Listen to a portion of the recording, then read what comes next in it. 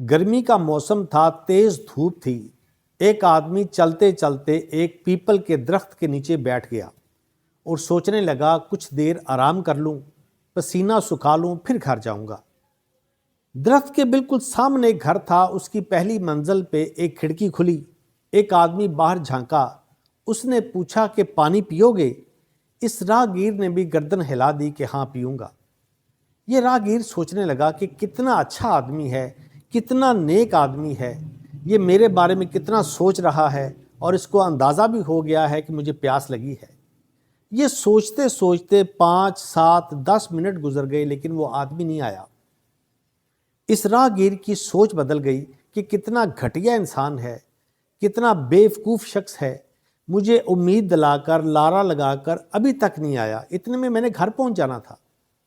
ये सोच ही रहा था कि घर का दरवाज़ा खुला, वो आदमी इसकी तरफ आना शुरू हो गया और उसके हाथ में एक गिलास भी था।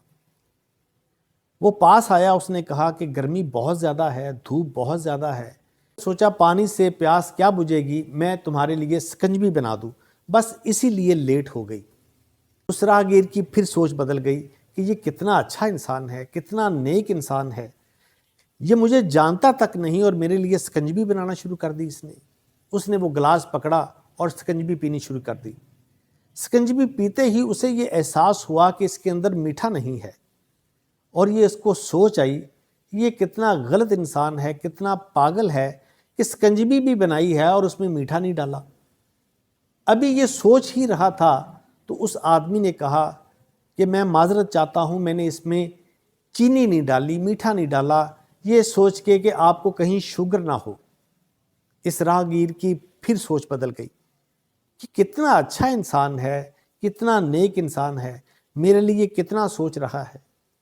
दोस्तों, कभी कभी हमारा हाल भी बिल्कुल इस राहगीर की तरह होता है, तो हमारी राय भी अक्सर इसी तरह बदल जाती है कि उसने ऐसा क्यों किया, उसने वैसा क्यों किया, उसको ऐसा करना चाहिए था, उसे वैसा करना चाहिए था।